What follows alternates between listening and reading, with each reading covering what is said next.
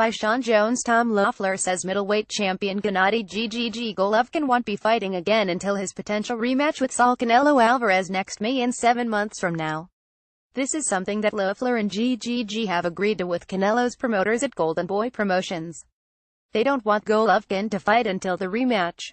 Canelo doesn't wish to fight for the remainder of 2017 after his fight with Golovkin last month on September 16. The fight was ruled a 12-round draw. The boxing world saw Golovkin as the winner, however. Putting the rematch nearly 1 year ahead into the future arguably helps the 27-year-old Canelo, as he's younger than the 35-year-old Golovkin. Loeffler has faith in Golden Boy that they'll make the rematch between Canelo and Golovkin next May.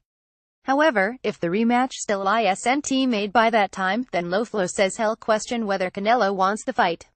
Loeffler doesn't say what Golovkin gains by waiting for a fight that might not happen. It makes sense for Golovkin to wait if it's a sure-thing rematch with Canelo in May.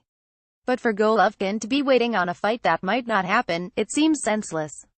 Everything I've heard is that Canelo doesn't want to fight until before May, so that is part of a concession on Gennady's side, as Gennady would like to fight sooner than May, said Loeffler to WBCBoxing.com. But Gennady's agreed that if we can do the rematch directly, he'll wait until then. Is this a sign of weakness to wait for Canelo? Some fighters would insist on the fight being made right away. Could Canelo leave Floyd Mayweather Jr. hanging like this? I doubt it. Mayweather would move on if Canelo told him the fight could only take place in May. If Mayweather was told he couldn't fight before the rematch, he would laugh at Canelo and walk away. It's too bad that Golovkin will be missing out on a payday fight in December. If Golovkin were to fight in December, he could face Miguel Cotto or Billy Joe Saunders and get money facing either of them. Whatever Golovkin makes in the rematch with Canelo, you have to figure that it's not as much money as you would think given him missing out on a payday against Cotto or Saunders. If Golovkin and Loeffler had a choice in the matter and it wasn't in the contract with Golden Boy that he couldn't take an interim fight while waiting for the rematch with Canelo, then it's not a good deal for Triple G to bypass a fight in December.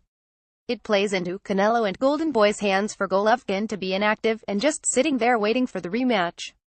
Reed Sanchez says Golovkin could take that tune-up fight with Loeffler, still not sure whether the rematch with Canelo will get done or not. It seems foolish for Golovkin to sit outside of the ring until May. It's a real risk on Golovkin's part to just sit, wait and hope the second fight will get made.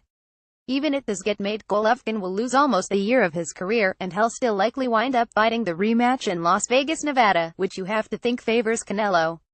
He's the one that has been fighting in that city on a frequent basis since 2013.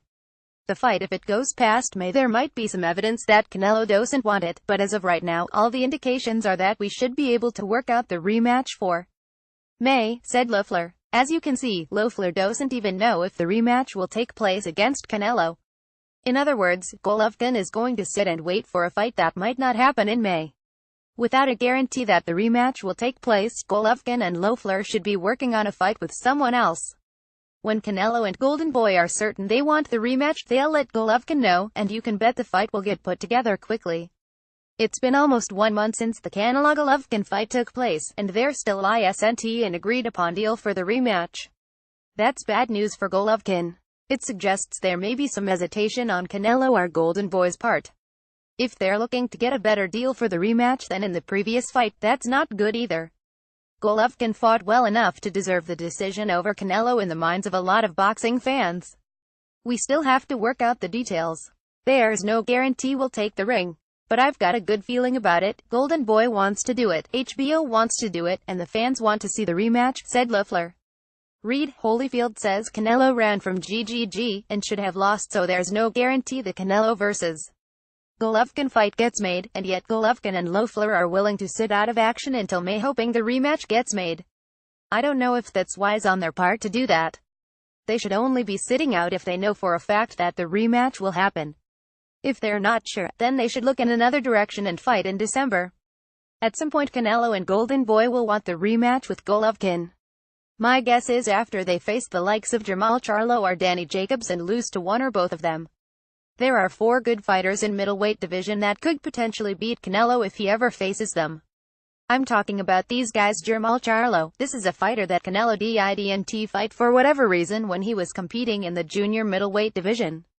Will Canelo fight Jacobs at 160 or steer around him? Danny Jacobs, Sergey Derevyanchenko, Luis Arias. We already saw what Golovkin could do against Canelo in their fight last month on September 16 at the T-Mobile Arena in Las Vegas. In the rematch, we'll likely see a much more aggressive Golovkin than in the first fight. Golovkin might have went into the Canelo fight last month with the belief that he would be given a decision if he beat him.